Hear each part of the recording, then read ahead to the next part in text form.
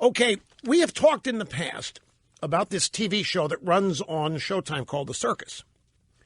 It's produced by Mark McKinnon, who also heads up a group called No Labels. It's basically a bunch of liberal Republicans who don't like conservatives, but they don't want to be Democrats. They're Republicans, so they think if they call themselves nothing, no labels, that they can elevate themselves above everybody else. Like a lot of moderates and independents think that they can be perceived as a cut above, open-minded, not racist or bigoted, by not being defined by a label. And McKinnon was the media guy behind the George W. Bush campaigns 2000-2004. So there's this show that they're producing on Showtime called The Circus. And McKinnon is one of the co-creators, along with John Heilemann and Mark Halperin, who have a TV show on the Bloomberg Network. And they have leaked. They've given a sneak peek of an upcoming episode. And it has to do with what happened in Brussels. It was last night on Megyn Kelly's show. Sandra Smith was filling in. And Trump was the focus of this episode of the show. And various politicians and their reactions to what happened in Brussels was the subject. And Heilemann is interviewing Trump in this sneak peek from the upcoming episode. And Heilemann says, Trump, when did you learn about what happened in Brussels? I received a call in the morning, and then I turned on the television. So what happened? Said, here we go. Here we go. You got the call from your friend this morning. You already were scheduled to do a bunch of morning show interviews by phone. Did you consult anybody about what to say? Did you talk to them now? No, I don't have to consult. Look, I say it from my heart and my brain. Right. It's not just heart. It's heart and brain. And that's what I do. I say what I think is appropriate. Now, their point here is that Trump's reaction was the best of anybody out there, and it was instinctive with Trump. He didn't call any consultants. He didn't call any advisors. He didn't test various things to say with public reaction. He just improvised it based on his own instincts, and as he says here, his heart and his brain.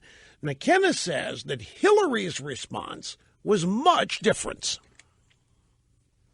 We are focusing this week on Trump and Clinton, and it just turned out that it was this week that these significant events happened. So we got to see the candidates, how they responded in real time.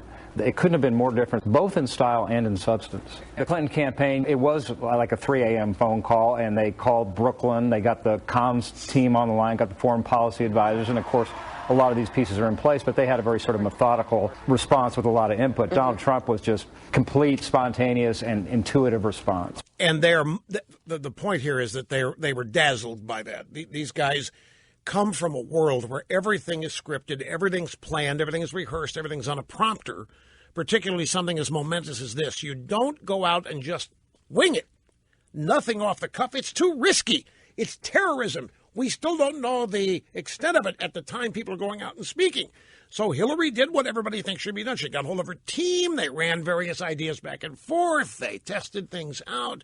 They scripted a response, and Hillary sounded as though it was scripted. And Trump just heard what had happened, digested it, went out and reacted to it.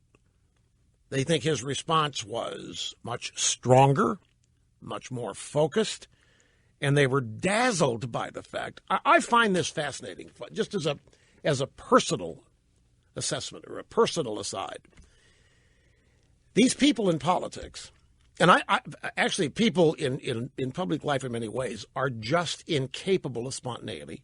They're scared to death of it. They don't understand it. They're scared to death of improvisation. Everything has to be scripted.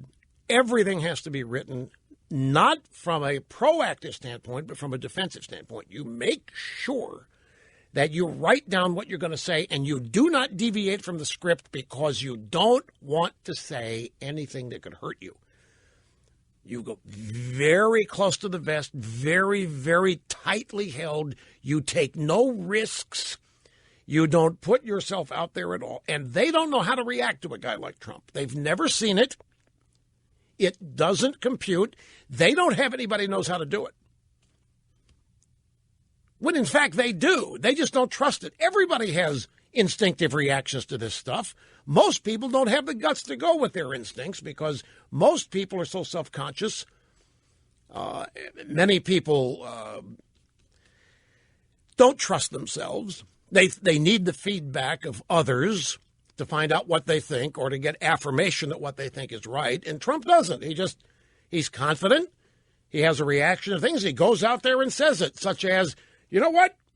If we'd been doing a little bit more torture, this might not have happened. They would never approve a candidate saying that. These guys, Halperin, Heilemann, McKinnon, would never. That would never get on any candidate's teleprompter.